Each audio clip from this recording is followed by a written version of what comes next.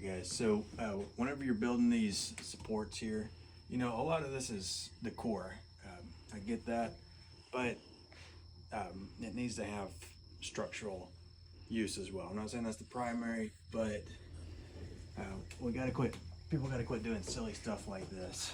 Whenever you're doing this Y here, it's, you know, it's got these two bolts in it. These need to be taken down.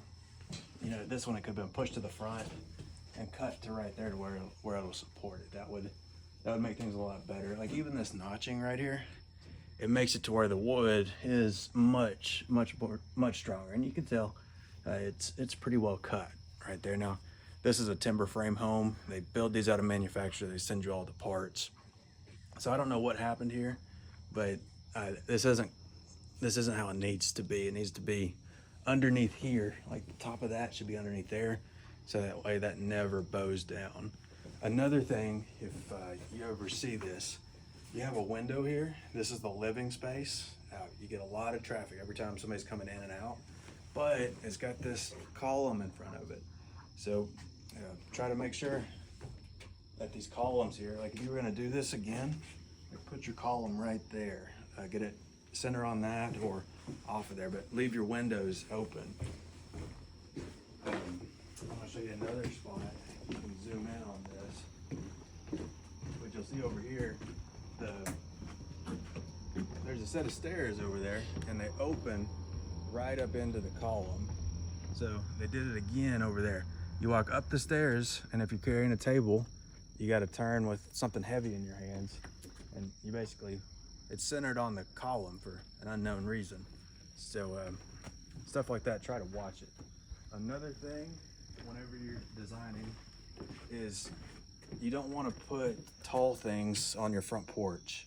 These probably change in height. These can be cut lower, but if you've got a good view like this, only put stuff in here that's like that tall, or maybe not even put anything. If you come around here, it is appropriate to have something there.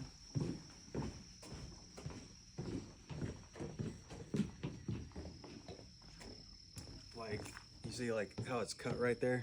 That's really all that needs to go there. So maybe this is just some deferred maintenance, but you do need something thick and bushy, such as a holly bush or a privet, that will cover up the kind of the unfinished section of the house.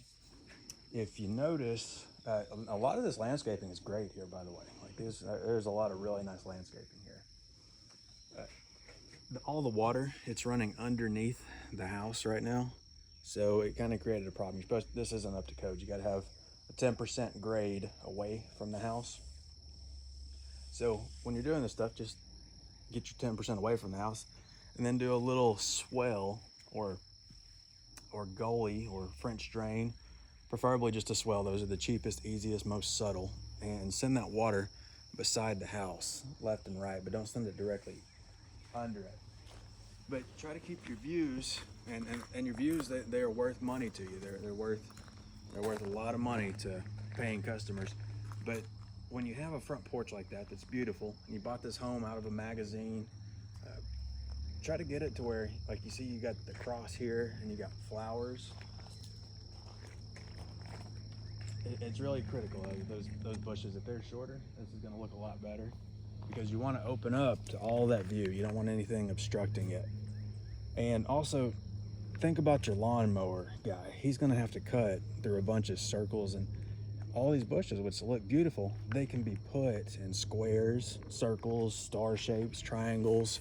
They can put all in one spot in a shape, or all in a perimeter, and it'll make it to where the area is a lot more useful for what you're doing.